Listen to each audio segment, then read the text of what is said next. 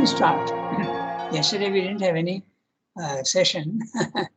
We have to read it, yeah. So the ground on which skeptical unbelief. So who will read it? One of you read it. Archana, normally read it. Archana? Yeah, yes, Rangada, I'm reading. Yes. Yeah, because afterwards you have difficulty. Yes, Rangada, afterwards it becomes. Yeah. The ground on which skeptical unbelief assails religion, namely that there is in fact no constant power or being in the universe greater and higher than ourselves, or in any way influencing or controlling our existence, is one which yoga cannot accept, as that would contradict all spiritual experience and make yoga itself impossible. Yoga is not a matter of theory or dogma, like philosophy or popular religion, but a matter of experience. Its experience is that of a conscient, universal, and supracosmic being with whom it brings us into union. And this conscious experience of union with the invisible, always renewable and verifiable, is as valid as a conscious experience of a physical world and of visible bodies with whose invisible minds we daily communicate. Yoga proceeds by conscious union. The conscious being is its instrument, and a conscious union with the inconscient cannot be. It is true that it goes beyond the human consciousness and in samadhi becomes superconscient. But this is not an annihilation of our conscious being. It is only its self exceeding, the going beyond its present level and normal limits. Very simple, what you have said, nothing very complicated, and no words also which are very complicated. So we'll just read the summary and then go on to the next. Unless you have some questions. Okay, so we are open to questions. So now I'll read out the summary. Okay. I do it in other words, so sometimes it's useful. Okay, that's all. The main platform from which skepticism, that is doubt, attacks religion is that there is no power greater than man, no influence that can control, subdue, or govern man, who is the highest evolved being in the universe. So we don't see anything, and I have a free will. I can do anything, which is, of course, an illusion, but that's what the logical man, the materialist, thinks, that he is doing everything by his own will. This is a contention that yoga cannot accept because it contradicts all spiritual experience. Okay? And now the question arises, what about spiritual experience? Is it believable or is it not believable? The materialists will say, I can't be sure of what you're saying. So now there's the argument. Yoga is not mere theory, not mere idea, abstraction. Unlike philosophy and religion, it is capable of a living union with a supreme conscious universal power. Okay? But that also you can doubt. So yoga's experience is more real, more concrete than experience of material objects. And this experience of union is repeatable, verifiable, just like in any scientific theory. So if it is like that, then you can be sure.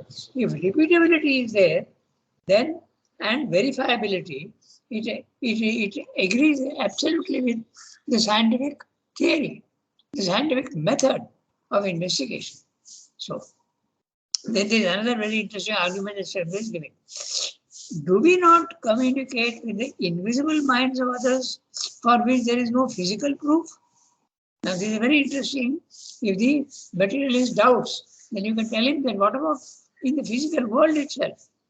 You are communicating with others with an instrument which you are not even able to see. Can you see your mind? And if you can do that, then why do you doubt the other one? This is an argument being given. This is a very powerful argument. Do we not communicate with other invisible minds of others for which there is no physical proof? Yoga is done by consciousness and union, by consciousness and union. And union is not possible with the inconscient. So it has to be the conscient. Okay. So it is indeed true that the union with the Supreme is beyond our normal consciousness. It's a super conscious experience.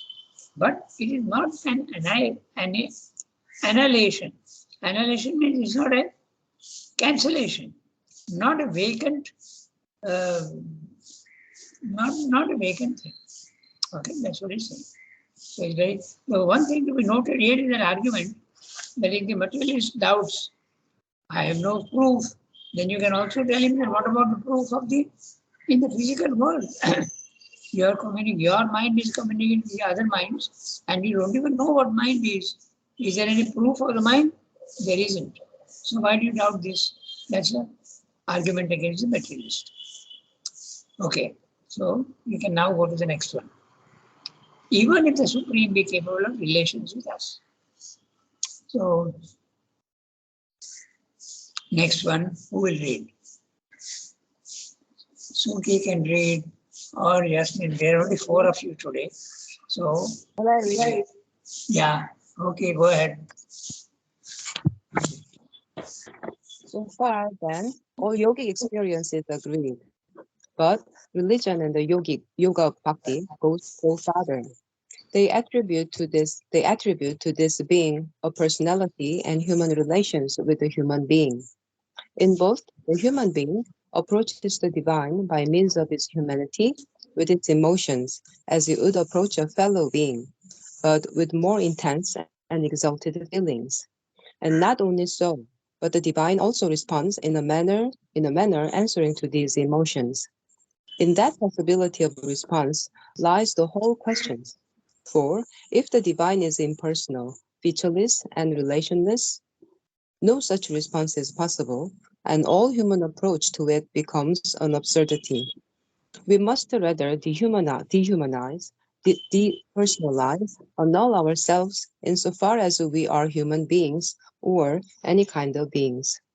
On no other conditions and by no other means can we approach it. Love, fear, prayer, praise, worship of an impersonality, which has no relation with us or with anything in the universe, and no feature that our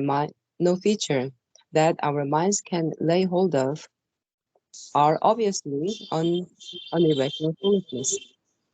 On such terms, religion and devotion become out of the question. The Advaitin, in order to find a religious basis for its bare and sterile philosophy, has to admit the practical existence of God and the gods, and to delude its mind with the language of Maya. Buddhism only became a popular religion when Buddha has taken the place of the supreme deity as an object of worship. Yeah. Okay, so what you're saying is interesting, and we will again, I'll summarize the whole thing and then we'll go, because some interesting arguments are there. Okay, so what he's saying in this para, okay, yogic experience confirms the existence of a superconscious entity with whom union is possible. Okay, if you have, and that experience of the union is 10 times more concrete than the proof of the physical world. In the physical world, what you are seeing is can be doubted because our senses are all not perfect at all. So, but the certitude that you get in spiritual experience is far more concrete. But religion and bhakti yoga, take a further step and assert that this superconscious entity has a personality with whom a human being can establish human relations. So now the question of the personal and the impersonal aspect of the divine comes in. Okay? Because when you go to the higher mind level, the nirvana experience or the Mayavada experience, there is nobody. There is only you have a state of consciousness which is vast, which is calm, which is infinite, which is also you realize eternal. But there is nobody there. So the personality they deny. Many spiritual theories also deny the personality. So what this was discussing now. But religion and bhakti yoga take a further step and assert that the superconscious entity has a personality with whom a human being can establish human relations. And further, it is held that this power responds in kind, just as a human being would respond to another human being. If I make a prayer, if I approach somebody with a request, the other human being usually responds in any way. Negative or positive is not the question, it responds. Exactly in the same way, the divine also responds to you. Okay, that's what it is said. But if the divine is impersonal, featureless, relationless, like the example of the Buddhism and the uh, Mayavadan, okay. But if the divine is impersonal, featureless, relationless, as many insist, then Bhakti Yoga and religion become impossible and absurd. Okay. The only method to approach this impersonal divine would be to annihilate oneself, to dehumanize and depersonalize oneself. This is what he's saying. Now, this annihilate oneself means your personality is annulled. You get rid of your body, mind, life. You also get rid of your ego. And that's what we think is oneself. So annuling oneself, get rid of body, mind, life, then you can experience the impersonal. Dehumanize. Don't be a human being. You have to go beyond the human consciousness. And depersonalize yourself. No more sense of personality. When you go to the higher level of consciousness, there is no person. You are experiencing the infinite. So this is what the Mayavadins and the Buddhists will say. Okay. Love, fear, prayer, praise, worship become meaningless because they are all directed towards a personal being. So you can't love the infinite. You can't fear the infinite. If nobody is there, whom are you going to fear? You can't pray to the infinite. Praise, worship, all these things become meaningless. If it is true that the divine has no personality. Even if the Advaitin, who admits only the impersonal, wants his experience to be recognized by religion, then he must necessarily admit a personal God. And so we are giving the example of Buddhism. Okay? Even Buddhism, which denies the existence of a personal God, became a religion only after Buddha replaced the deity to be worshipped. That's the reason why Advaita is not a religion. Okay? But the Vedanta includes the worship of the divine. Remember, the Advaita, and that is impersonal. So it's not part of the religion. Religion, you must have someone to worship. Okay, so what he's saying is interesting here. Even Buddhism, which denies the existence of a person God, became a religion only after Buddha replaced the deity to be worshipped. Whereas in Islam, there is no problem because you worship Allah, okay? But there is there are laws which what are they called? Laws which ban criticism of Muhammad. What is the word? I am forgetting the word. What are the laws that don't allow? Anyway. The blasphemy? Pardon? Blasphemy? Blasphemy, Rangada? I can't hear very clearly what you're saying. Blasphemy she is saying, but I think blasphemy is more used in Christianity. That's right. No, they have these fatwas. Yeah, that's right. Fatwa is the order to blasphemy. Islam has blasphemy laws. Christianity doesn't have blasphemy laws. But Christ is there. So they worship Christ or the Divine Mother, the Virgin Mary, they worship. So if you can't have a religion if there's no person to whom you are worshipping. So this is what they said in this para. Okay. So we'll quickly go through and see if there are any questions. So far, then I'm reading the para that we've just read. I read each sentence. So far, then, all yogic experiences agree that there is a higher consciousness. That's a yogic experience. But religion and yoga of bhakti go further. They attribute to this being a personality and human relations with the human being. In both, the human being approaches the divine by means of his humanity. You approach the divine with the qualities that you have. Okay, you can't have anything else. You have got finite means, and you have to use finite means.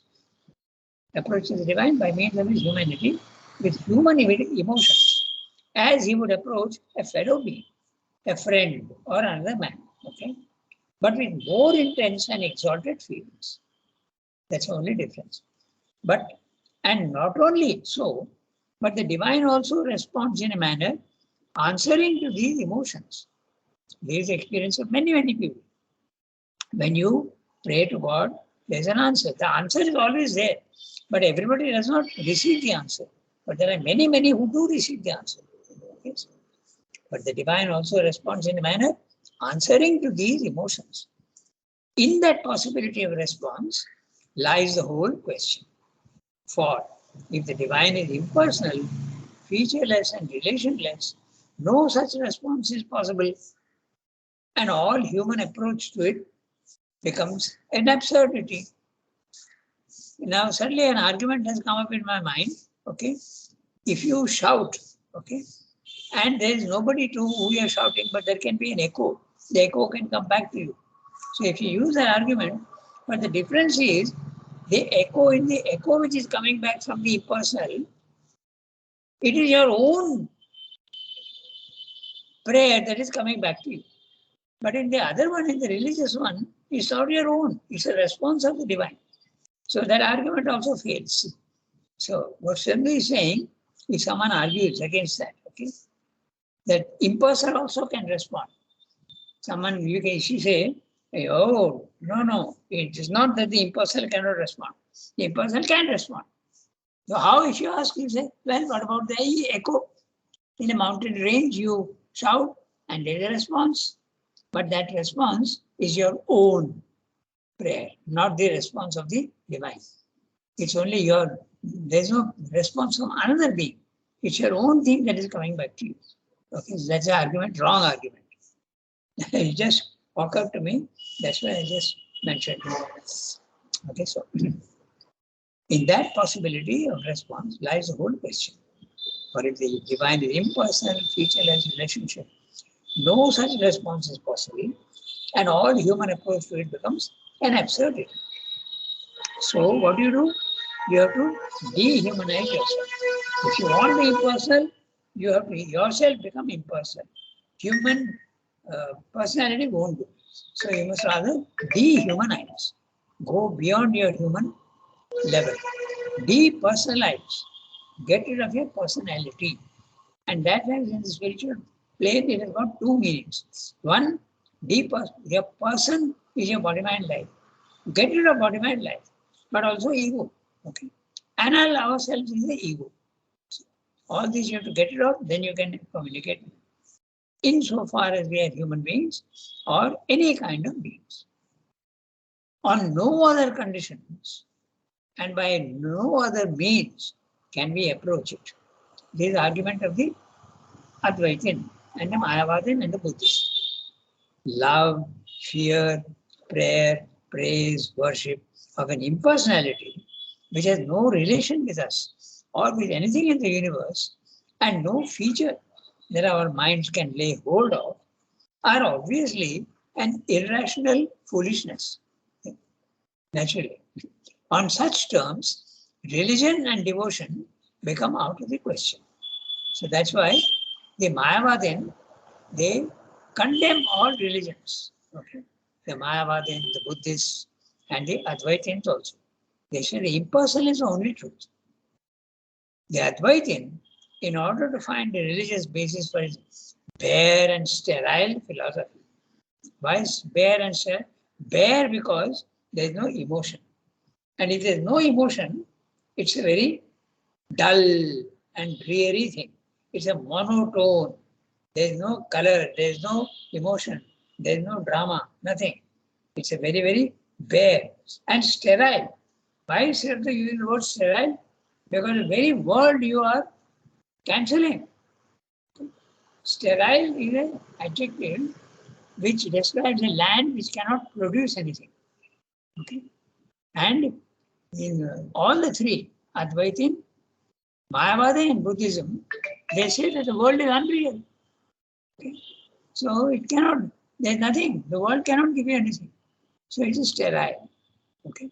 The word sterile applies only to Buddhism and Mayavada.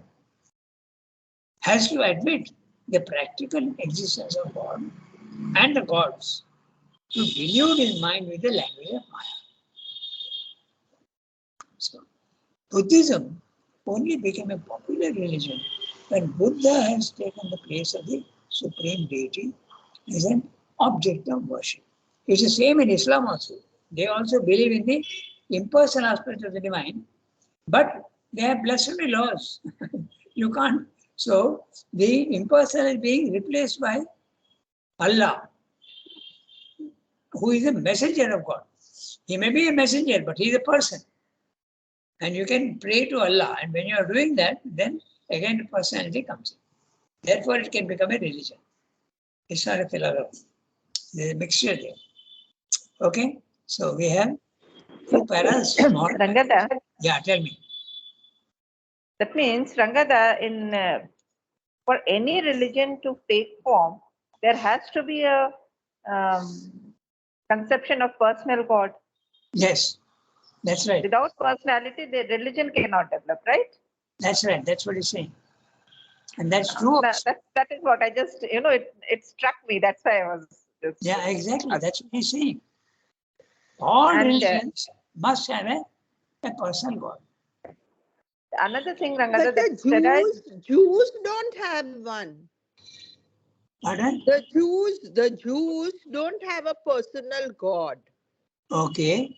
They only have the Torah, their holy book. Yeah. Okay. But Which they have the Bible. They call it the that Bible. is the Torah, yeah. But they don't have a personal God per se. Well, they worship Moses. Not really.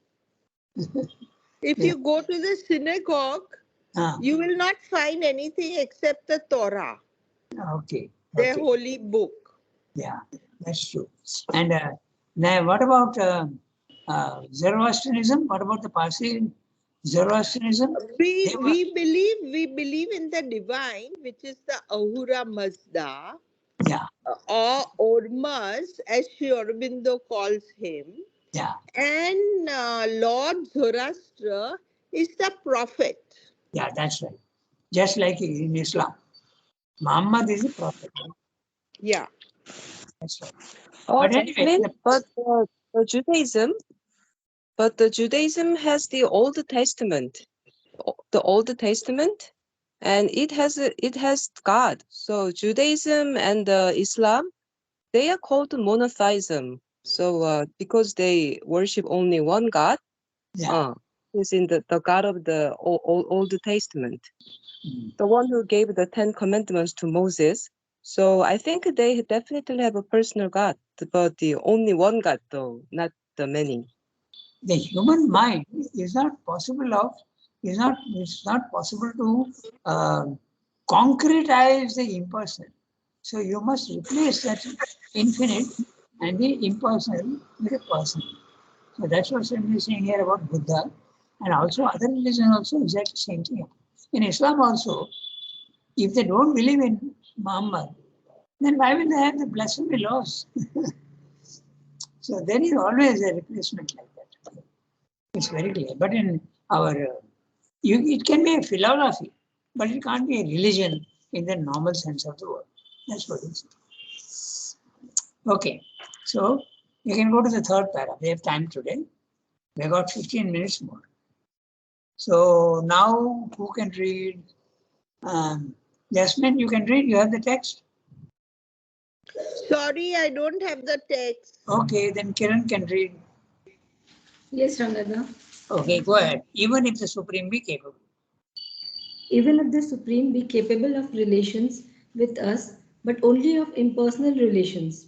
Religion is robbed of its human vitality, and the path of devotion ceases to be effective or even possible. We may indeed apply our human emotions to it, but in a vague and impressive fashion, with no hope of human response. The only way in which it can respond to us is by stealing our emotions and throwing up us its own impersonal calm and immutable equality. And this is what, in fact, happens when we approach the pure impersonality of the Godhead.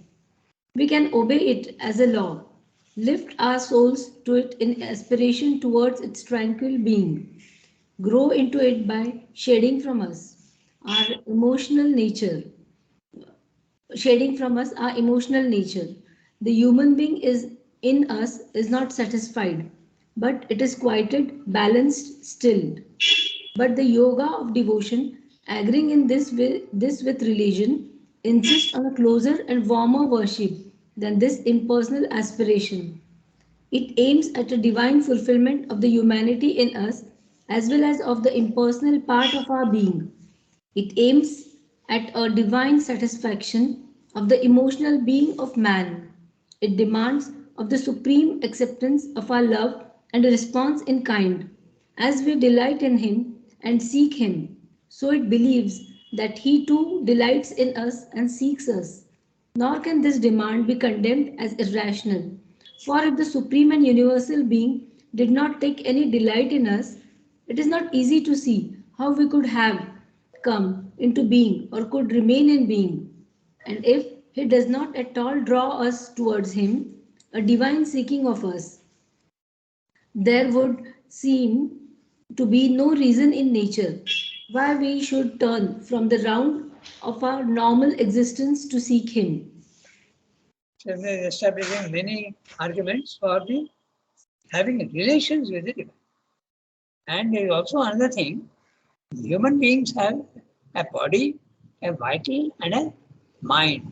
So why should you go only through the mind, which is the path of Jnana Yoga and the other Buddhism also? You make your mind silent and go to the divine, you experience the impersonal aspect of the divine. But will that satisfy you? Because there is no emotion at all. There is only knowledge, there is peace, there is calm, there is sense of infinity. But that's only part. The human being's love, emotion plays a huge role in his life. So that's not satisfying. That's what I'm saying. Okay. We'll go through each sentence and see even here. Even if the Supreme be capable of relations with us, but only of impersonal relations, religion is robbed of its human vitality and the path of devotion ceases to be effective or even possible, provided you think that the divine is only impersonal. Even if you granted the possibility of having impersonal relations. Impersonal relations sound very funny. Anyway, even if you grant that, religion is robbed of its human vitality and the path of devotion ceases to be effective and even possible. But in actual fact, it is possible. And we see that human vitality means emotions, all the emotions. The vital is the life element in you. Okay, so, and the life element is full of emotions, feelings, emotions. So, if you insist only on the impersonal aspect, then the path of devotion, Bhakti Yoga, is not possible. That's why the Jnani condemns the devotee. No, that is inferior. Knowledge is the main thing, not devotion, not love. Anyway, we go to the next sentence. We may indeed apply, just 1 second. We may indeed apply our human emotions to it. Okay. That's exactly what happened, because even in the experience of the nirvana, there can be a feeling of bliss that can come. Okay, so a feeling of bliss can come. So that's what Swami is saying. We may indeed apply our human emotions to it, but in a vague and imprecise fashion, with no hope of a human response. The only way in which it can respond to us is by stilling our emotion, making our emotions absolutely non-functional. So don't have any emotions. Samatha.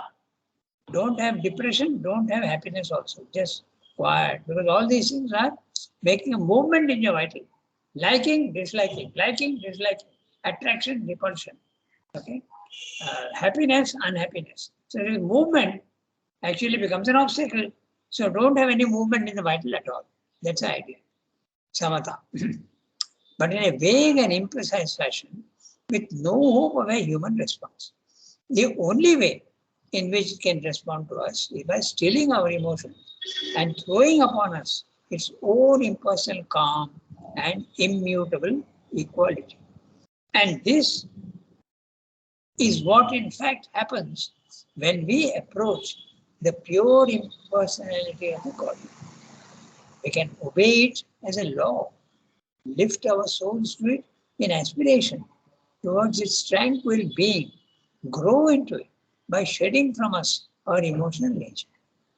The human being in us is not satisfied, but it is quieted, balanced, stilled. Only the knowledge is there, emotion is not there. But the yoga of devotion, agreeing in this with religion, insists on a closer and warmer worship than this impersonal aspiration. We remember that even in the Advaitic philosophy, when you are in the higher consciousness, okay, of impersonality, bliss can enter into it. I give you the example of that Sadguru. Okay? So he went into the impersonal aspect, but he was, when he came back to normal consciousness, his shirt was absolutely wet with tears. So emotion is possible. Okay. So that's the so it is possible. But the yoga devotion doesn't want only a impersonal bliss. It wants a personal relation. I ask a question and there's an answer. A very specific personal relation is different from the impersonal bliss. But the yoga of devotion, agreeing with this in religion, insists on a closer and warmer worship than this impersonal aspiration. It aims at a divine fulfillment of the humanity in us, as well as the impersonal part of our being. Now, this is interesting. The yoga of devotion, also karma yoga, also, it wants a divine fulfillment of the humanity.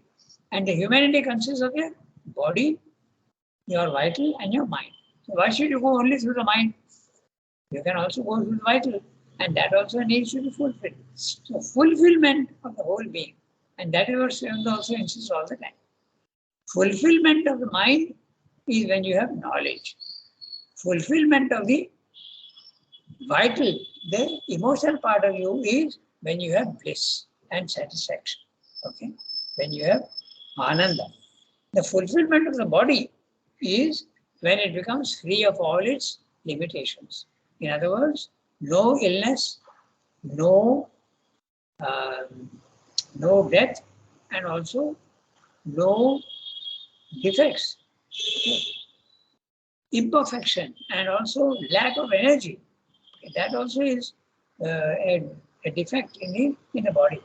So fulfillment of body will require infinite immortality, omnipotence if you want, and also the lack of disease. That would be the fulfillment. That's what I'm saying. So fulfillment, if you want, you have to go through the personal aspect of the divine. Otherwise, it won't go. Then it aims at a divine fulfillment of humanity in us, as well as the impersonal part of us. It aims at a divine satisfaction of the emotional being of man. That is what he means by fulfillment. Aims at a divine satisfaction of the, note the word divine satisfaction, not human satisfaction. Because human satisfaction can be for a desire or for other things. Okay, you have ambitions and aims, you want satisfaction for that. That's not good. It's a divine satisfaction, no motives at all. It depends of the it demands of the Supreme acceptance of our love and a response in kind. You want a response of the divine. As we delight in Him and seek Him, so it believes too. So it believes that He too delights in us and seeks us. He has said this many times. Okay, if the Bhakta desires the Bhagavan, Bhagavan also desires a relation with the Bhakta. He has said that earlier in the 3rd chapter in Life Divine. In the synthesis, if you remember. Okay. Nor can this demand be condemned as irrational. For if the Supreme and Universal Being did not take any delight in us, it is not easy to see how we could have come into being or could remain in being. And if He does not at all draw us towards Him, how could we come into being? That's what He's saying. A divine seeking of us. There would seem to be no reason in nature why we should turn from the round of our normal existence to seek Him. So there must be definitely a relation with the divine. And a relation implies personality. That's what relation. So we have read 3 paras and said we're establishing the almost a necessity of seeing the divine as impersonal, fine, but also personal. He doesn't want to be only the impersonal. Impersonal is wonderful, but it's not. He wants also the personal aspect. That's why he goes to the 3rd level. The 3rd level has both.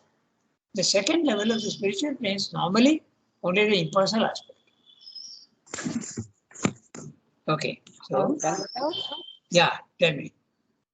The impersonal part of our being, does this mean the self, only the self in us? No, I didn't follow what you're saying, Sunki. I'm sorry. The impersonal part of our being, yes, the yes. Part of our being, yeah. does that only mean the self in us? Yes, that's it. That's Okay. right. Thank you. Now, I'm reading the summary. We've got 2 minutes. I'm reading the summary. Even if we suppose that the Supreme Being is indeed capable of relations with man, but only of impersonal relations. Now, we were discussing impersonal relations. You can have the experience of bliss. Okay? You can have the experience of peace. So, who is giving you this? This is coming from the impersonal. Bliss also is coming from the impersonal. But there is no personal relation, not of love and other things. Hate, love. You can't love something which is impersonal. He is indeed capable of relation with man, but only of impersonal relations. Then the path of devotion becomes ineffective and even impossible. But what are the personal and impersonal relations? Personal relations, man to God, man to man, man to animal, and man to plant, even that is possible. They are a relation. Man to anything capable of emotional response. I am asking, these questions are coming in my mind and I have put them. What about man to machine? Even that is possible. If you are using a tool or you are using a car or you are even cycle, you have a relation with the bicycle and you clean it and keep it fit. Okay, there is a relation. Relations are possible with all these. What about the impersonal relations? Okay, this is my comment. Arrow to bow, water to dam, rain to sky. Okay, one part to another part in a machine. There are impersonal relations. Can plants and machines respond with emotion to man? Okay. Mother's experience with vegetables. Okay. Then I printed a book for somebody, Talk with Trees. Okay. It was, you could communicate with plants also. Then the rationality of Ayudha Puja, worship of instruments. Okay. So all this shows that relations can be not only with God, I am discussing the relationship with everything, okay? Rationality of Ayuth Puja, worship of instruments. You have to take care of them and you develop a relation with them. Response of machines to loving and careful handling and care. That also is true. If you take care of your instruments, they give you good service. Of course, it is possible for man to have emotional relations with the Supreme Being, but would there be a response in kind? The only way for man to have a relation with the impersonal Supreme Being would be to be completely void himself of all emotion and of all thought and approach that being. In fact, that is what happens in the experience of the self, the witness consciousness, nirvana. There is a complete stilling. Stilling means making zero of all thought and emotion. And then one enters a vast, impersonal, immutable peace and silence, an impassive equality and impartiality. The experience of the self can be wonderful, but can it satisfy the whole human being when his emotional heart finds no fulfillment? That is where Bhakti Yoga comes in. The yoga of devotion insists on personal relations as well as impersonal. It wants fulfillment of love, intimacy, closeness, sweetness, joy, ecstasy of union. This summary that I have done is mainly my own thoughts on that. Okay. Particularly, what is the relation? With whom you can have a relation? That's why I mentioned all that. Okay. This demand of the emotional being cannot be branded as irrational, because if the Supreme did not partake of human love, how could he have created and maintained our existence? Certainly, if man thirsts for God, he undoubtedly seeks man too. Okay, reference in the synthesis, page 32. If the Bhakta seeks and yearns after Bhagavan, Bhagavan also seeks and yearns after the Bhakta. There can be no such. So that's it. Okay, we stop here today. It's an interesting question. Huh? It raises so many. What is the relation? What can you have relations with? Okay, you can have relations even with impersonal things like machines. That is possible. Okay, we stop here today. And next time, therefore, that there may be at all any possibility. So, Merci beaucoup. okay. Au revoir, everybody.